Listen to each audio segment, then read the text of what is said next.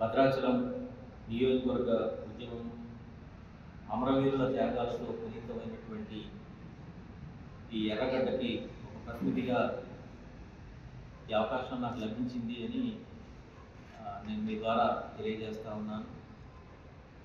అందుకు ఈ నియోజకవర్గ ఉద్యమ ప్రతినిధిగా జిల్లాలో ఒక ముఖ్యమైనటువంటి ప్రధానమైనటువంటి బాధ్యతని జిల్లా మహాసభ నాకు అందించడం జరిగింది.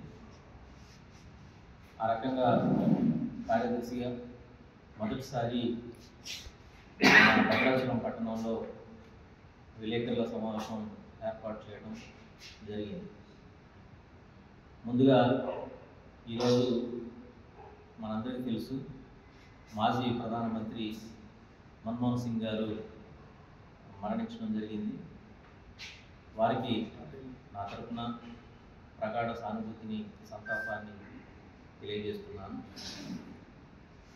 ఇక 21 తేదీల్లో జరిగినటువంటి సిపిఎం భద్రాద్రి కొత్తగూడెం జిల్లా మహాసభల్లో మా సంస్థాగత నిర్మాణమైనటువంటి ఎన్నికల ప్రక్రియ, కార్యదర్శి వర్గం, కమిటీ ఇవన్నీ కూడా సాధారణంగా జరుగుతాయి. ప్రతి 3 సంవత్సరాలకు ఒకసారి మా సంస్థాగత నిర్మాణ ప్రక్రియ జరుగుతుంది. గ్రామ మహాసభల దగ్గర నుండి పట్టణ మండల మహాసభలు, జిల్లా మహాసభలు పూర్తి చేసుకున్నాము. జనవరి 25, 26, 27, 28 తారీఖుల వరకు సంగారెడ్డిలో సిపిఎం పార్టీ రాష్ట్ర మహాసభలు, తెలంగాణ రాష్ట్ర మహాసభలు జరగబోతూ ఉన్నాయి. అట్లాగనే 2025 ఏప్రిల్లో అఖిల భారత మహాసభలు తమిళనాడు రాష్ట్రం మదురై పట్టణంలో జరగబోతూ ఉన్నాయి. ఈ మహాసభలలో అనేక రాజకీయ విధానాలు, రానున్న 3 సంవత్సరాల కాలంలో ఎన్నికల ఎత్తుగడల పందాలు, విధానపరమైన నిర్ణయాలపైన చర్చించి నిర్ణయాలు తీసుకున్న తర్వాత ఆ నిర్ణయాలకు లోబడి మా ప్రజా పోరాటాలు, ఉద్యమాలు ఉధృతంగా కొనసాగించడానికి ఈ మహాసభల ప్రక్రియ ఉపయోగపడుతుంది. ఇక మన భద్రాద్రి కొత్తగూడెం జిల్లా మహాసభల్లో ప్రధానంగా ఈ జిల్లా సమగ్ర అభివృద్ధి గురించి ప్రధానమైన చర్చ చేయడం జరిగింది. ఇందులో 15 తీర్మానాలను మహాసభ ఆమోదించింది. భద్రాద్రి కొత్తగూడెం జిల్లా సమగ్ర అభివృద్ధి అనే ఎజెండా చుట్టే ప్రధానంగా మహాసభలో కీలకమైన చర్చలు సాగాయి. గత బీఆర్ఎస్ ప్రభుత్వం ఈ జిల్లాకు ఎక్కువ వనరులు, అవకాశాలు ఉన్నప్పటికీ తగిన ప్రాధాన్యత ఇవ్వటంలో చాలా లోపాలు జరిగాయి. ఆ లోపాలను పునస్కరించుకొని తెలంగాణ రాష్ట్ర వ్యాప్తంగా వచ్చినటువంటి మార్పుల్లో భాగంగానే భద్రాద్రి కొత్తగూడెం జిల్లాలో ఉన్న 5 నియోజకవర్గాల్లో కూడా అటువంటి మార్పు జరిగింది. ఆ మార్పు ఆధారంగా ప్రభుత్వం కూడా మారింది. బీఆర్ఎస్ పోయింది, కాంగ్రెస్ వచ్చింది. అయితే ప్రభుత్వాలు మారుతున్నాయి కానీ ప్రజల యొక్క బతుకులు మారటం లేదు అనేది మహాసభలో సీరియస్గా చర్చించడం అనేది జరిగింది. ప్రజలకు ఇచ్చినటువంటి వాగ్దానాలు అమలు చేయడంలో కూడా ప్రభుత్వాలు పట్టించుకోవడం లేదు.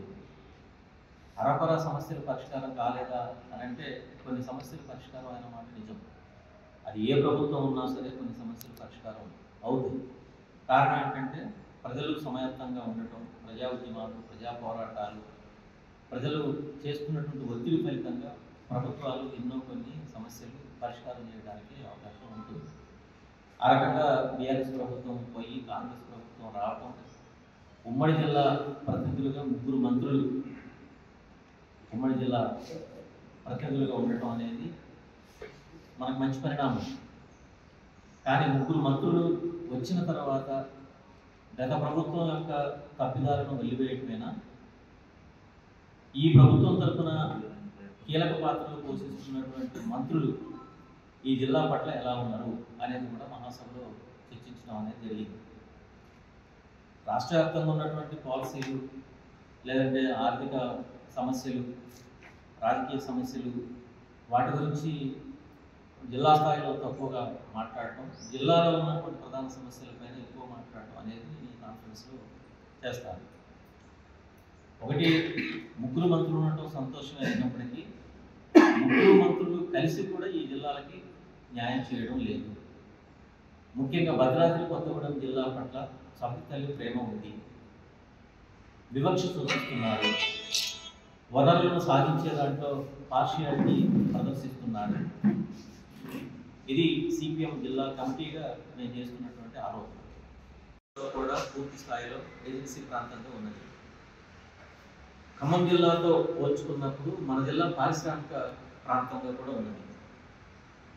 గ్రామీణ పేదలు, వ్యవసాయ కూలీలు, పేద రైతులు గణనీయంగా ఉన్నటువంటి ప్రాంతం.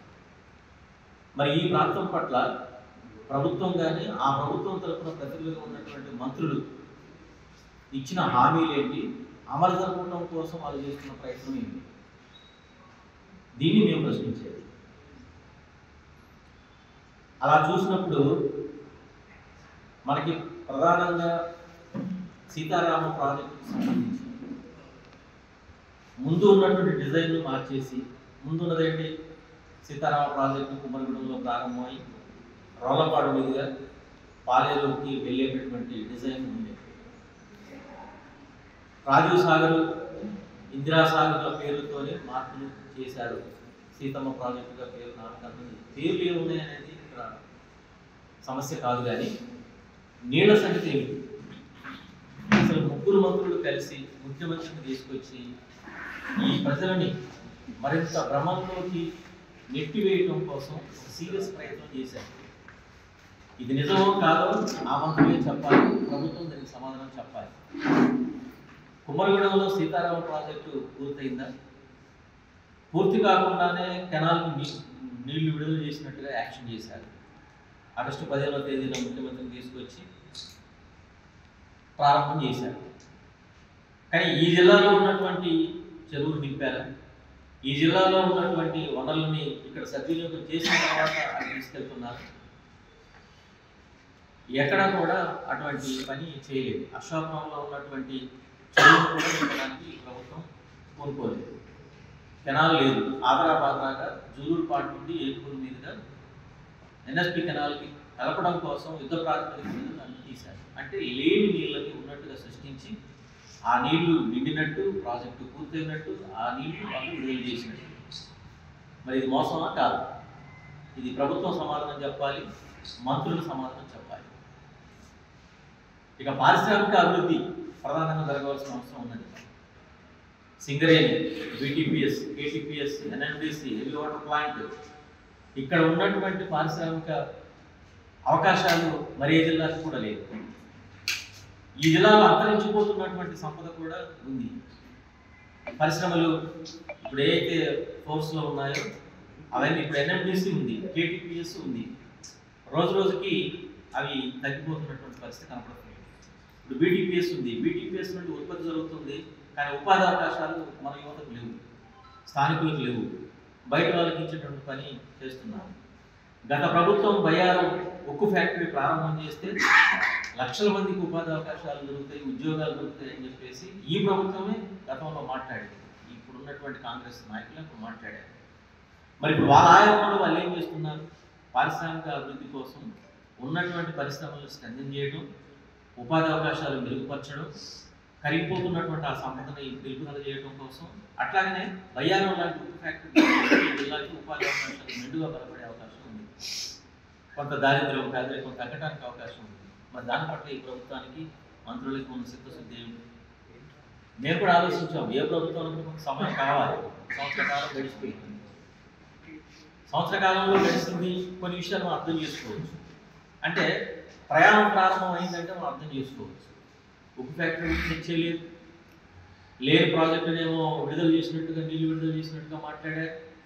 వాటి గురించి ఇది లేదు. అపారమైనటువంటి నీటి వనరులు మన భద్రాద్రి కొత్తగూడెం జిల్లాకి, మన తలాపుని ఏరులై పాల్గొన్నటువంటి గోదావరి, ఆ గోదావరి జలాలను వినియోగించేటటువంటి ఈ జిల్లాకి లేనటువంటి అవకాశాన్ని ఈ జిల్లా నుండి ఇంకొక జిల్లాకి, పక్క జిల్లాకి తీసుకెళ్ళి, అది మన ఉమ్మడి జిల్లానే, మనం కాదనట్లేదు. కానీ నా కడుపు మార్చి అవతల వాడికి అన్నం పెడతానంటే నాకు ఉన్నది కూడా కడుపే కదా. అంటే ఈ జిల్లా ప్రజలకు ఉన్నటువంటి సంక్షేమాన్ని విస్మరిస్తామనంటే ఈ జిల్లా ప్రజలకు ప్రతినిధిగా ఉన్నటువంటి ఎర్రజెండా పార్టీ మార్క్సిస్ట్ పార్టీ చూస్తూ ఊరుకుంటుందా? ఊరుకుంది. అందుకోసం ఎందుకంటే పై ప్రచార ఆర్భాటాలు సాగుతూ ఉన్నాయి. మంత్రులు వస్తే ఫ్లెక్సీలు పెట్టడము, పోటీగా పేపర్ ప్రకటనలు ఇవ్వటము, ఇవి చాలా ఉధృతంగా సాగుతూ ఉన్నాయి. కానీ మౌలికంగా ఉన్నటువంటి సమస్యలపైన ఈ ప్రభుత్వం లేదు, ఈ ప్రతినిధిగా ఉన్నటువంటి మంత్రులు ఎటువంటి ప్రయత్నాలు చేస్తున్నారు, ఏ ప్రయాణం కొనసాగుతూ ఉన్నది అనేది సిపిఎం పార్టీ జిల్లా మహాసభలో సీరియస్గా చర్చించడం అనేది జరిగింది. మరిన్ని వీడియోస్ కోసం ఛానల్ ని సబ్స్క్రైబ్ చేయండి. లేటెస్ట్ అప్డేట్స్ కోసం వాట్సాప్ ఛానల్ ని ఫాలో అవ్వండి. ఆ లింక్ డిస్క్రిప్షన్ లో ఉంది.